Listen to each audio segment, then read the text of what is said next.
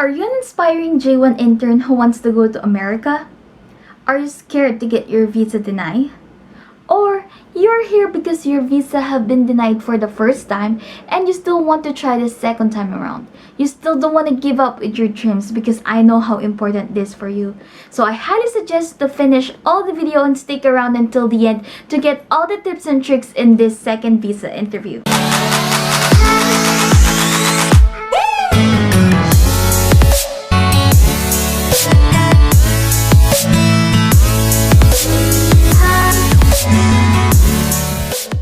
Amigos, welcome back to my channel, the #1 place for J1 visa and American culture.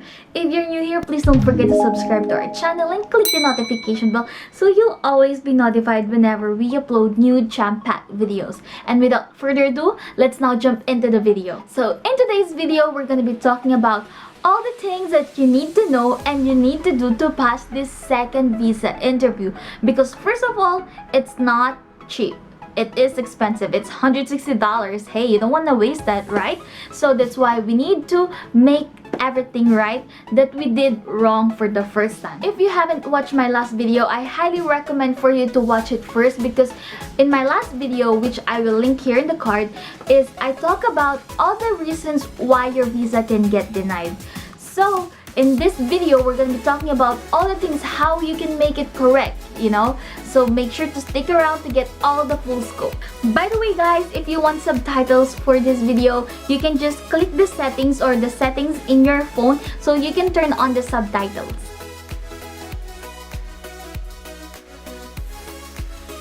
So there's a lot of ways to know the reasons for your visa denial. So number one is for sure the consul will tell you what is the reason for your visa denial when they give you the blue paper. But if they didn't tell you the reason, you can ask for the reason for your visa denial. Second is, if they didn't tell anything and they just give you the blue paper, then read the blue paper. What was the reason for your visa denial? Number 3 is check your DS-160 or your online application that you filled up before your visa interview, because maybe you have said different or incorrect answer from the information that you put inside the online application, or all the information that you put in your DS-160.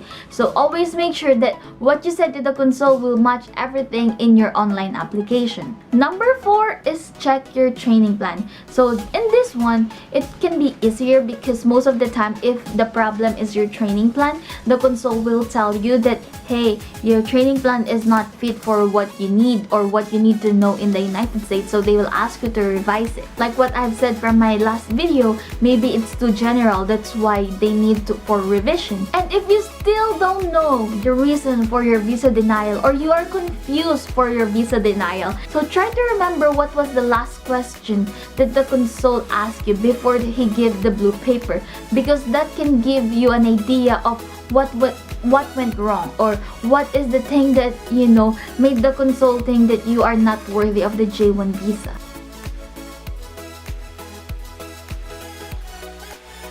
So after you figured out the reason for your visa denial, we can now proceed to the second step, which is write down all the possible reasons why you have denied or why your visa gets denied. Did the consul ask you to revise your training plan? Or did he tell you that you don't have enough documents or proof for your ties in your home country? Or did he tell you that you don't have enough information, or you don't know enough information of your training plan? So see, there's a lot of reasons for your visa denial, and how you correct it or how you deal with it, it's also depends on the reason for your visa denials. A lot of J1 interns are messaging me that to give them tips for their second visa interview, because they are scared now to hop into their visa interview. But I think I don't serve them well if I just give them general tips, or what if I said, oh, just study your training plan or just be confident. I think it's too general and I'm doing them disservice. That's why I am making this video for you guys to know that each J1 visa denial has its own reason, and you need to really know what is the reason, so you know which one is the correct and which one is, for example, like how you answer like short and sweet is really nice, but the thing is you're lacking of documents. So that's why they're saying that don't fix something that is working, because if that is working, like, you know, your answer is being short and sweet, then do it. What I'm trying to say is look for the real reason of your visa denial, so you know which one to improve and which one is the correct. That's why on this second step, I want you to write all the reasons for your visa denial.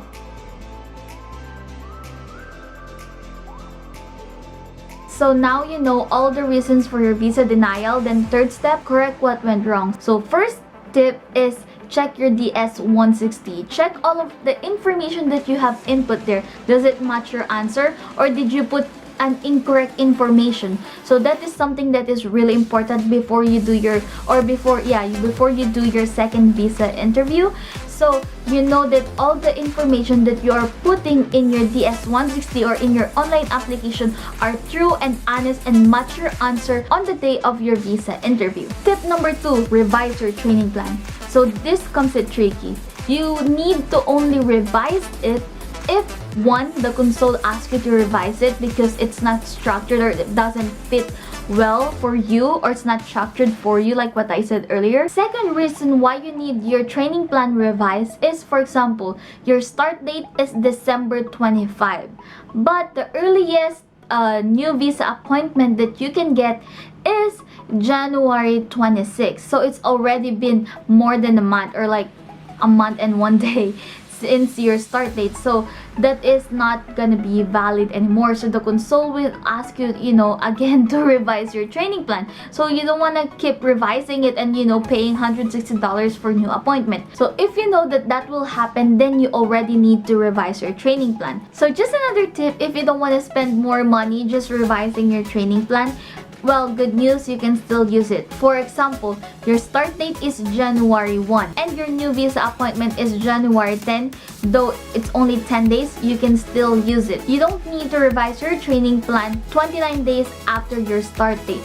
But if it exceeds after 29 days, then that's the time that you are required to revise your training plan. But I have another tip for you, is that if your new visa appointment is after your start date, for example, it's within or in between the 29 days, I highly suggest to bring a letter from your host company that they will still accept you even after 10 days or even after 20 days of the start date of your training plan, just in case, it's like a supporting document for the console to know that the company is still willing to accept you even though you are late on your start date. Tip number 3, restudy your training plan. So if one of the reasons of your visa denial is the console said that you don't know much about your training plan or you didn't study well, then restudy it. I have told you guys that what I mean by studying is not just reading it, but understand it, that this J1 visa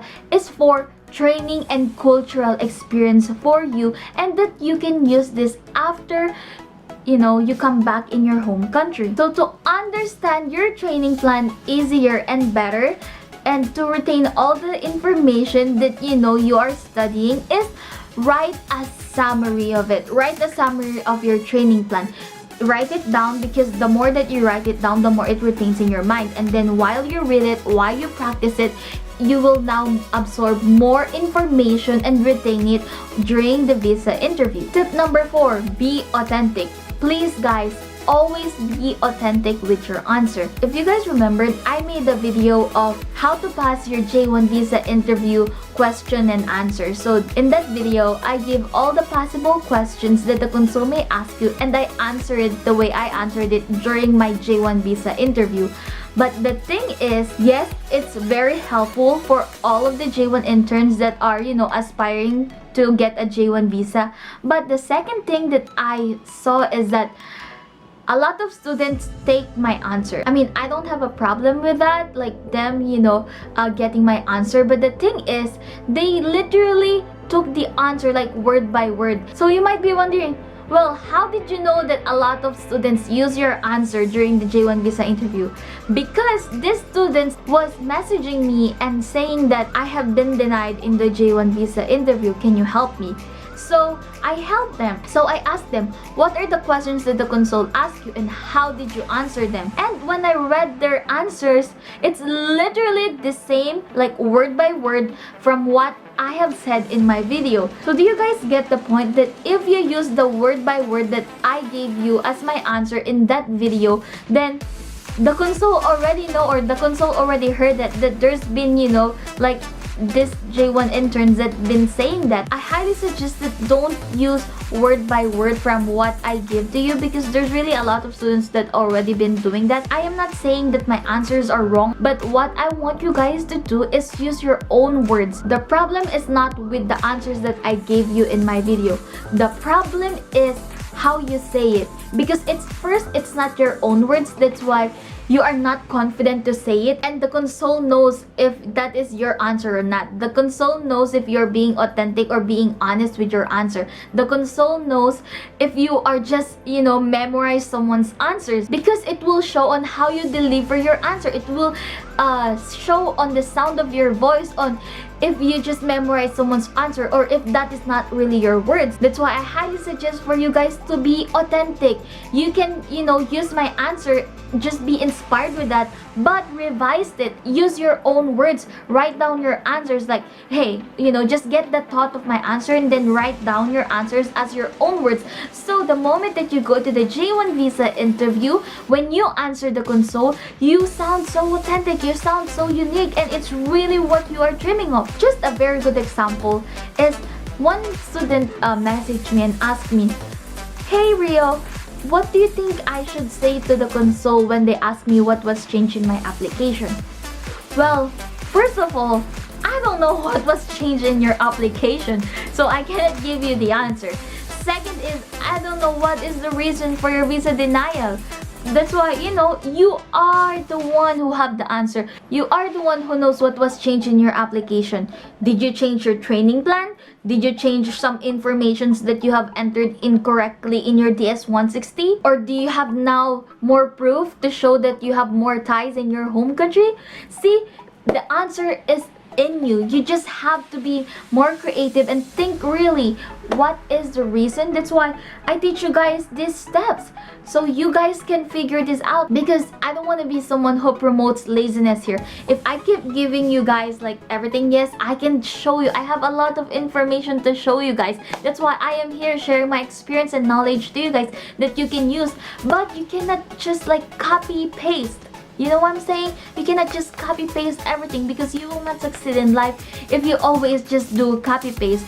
You need to be creative, and you need to, really do the work that, hey, okay, these are the thoughts, or these are the ideas or possible ideas that how we can answer the console. But I will still use my own words and my own perspective to make it more authentic. So if you guys know what I'm trying to say, then let's proceed to the next tip. So tip number 5, be straightforward to your answer. Write all the possible questions and write how do you want to answer it. And if you think that this is too long, try to shorten it. Always be straightforward and be specific with all the details that you are giving to the console. Tip number 6, be confident. Yes, Rio, it's easier said than done. Well, you know what? My motto is fake it until you make it. During my J1 visa interview, by the way, I did it twice. I am always so nervous, like hopping into an interview. I remember the last J1 visa interview that I did was, I asked all of my friends and family members to pray for me to pass the visa interview. That's how nervous I am, because I already truly believe in myself that I have studied my training plan, but I want those extra more vibes or effort, like people like cheering for me, like, Rio, you can do it, Rio, yes, you can pass it.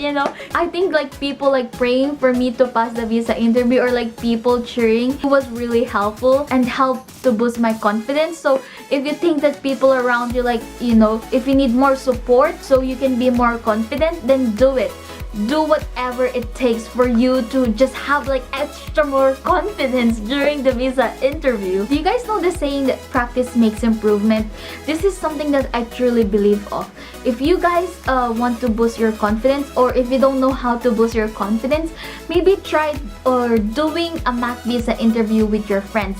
So the more that they ask you, it's like the more that you answer them, and the more that you will sound more natural when you are now here, you know, with the console, or you are doing the J1 visa interview, because you already practiced it so much that you think that you already memorized it or really understood it, and when you tell your answer, you sound more confident. Also, before we move on to the next tip, one way of boosting your confidence is practicing your answer, or like practice talking to the mirror, because sometimes even though we are happy, but when we talk, it doesn't really show in our eyes. That's why I always try to look at the mirror, or for example here at the screen in my camera, to see what expression am I giving to my audience, because there are times that even though I am happy, sometimes I act like I am not happy. That's why I always watch my facial expression, that you also should watch out for, so when you go to the J1 visa interview, the console would not think that you are not confident, or you are being nervous, or you are lying to them, or you are not interested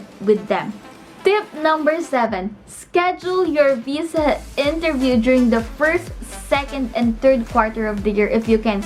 I don't know what time you will be watching this, but if you are watching this here like during the first, second, and third quarter, do it now. You are on the right timing, because you will have more chances on passing the J1 interview. Because like what I've told you from my last video, Trump did a major cut in the J1 visa slots. So every year, there are only certain numbers of J1 visa that can be given to a student in each country. So if you apply during the last quarter of the year, then there will be lesser spots, and there will be lesser probability for you to get that J1 visa. So if you're watching this video and it's already the month of August or September, make sure to comply faster with all the requirements to your agency, because you would like to schedule your visa appointment during the third quarter, so you have more percentage of passing the J1 visa. Also, comment down below if you guys have more tips to give to the J1 interns that I haven't mentioned earlier in this video,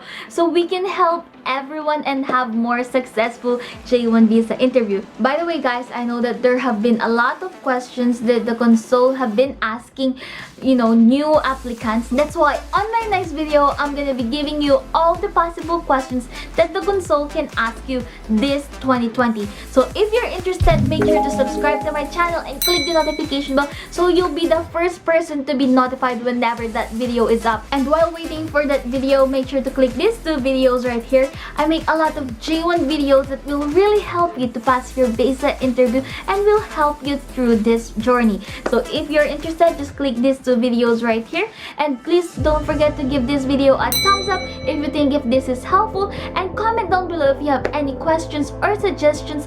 And that's all for today guys. Thank you so much. Bye for now.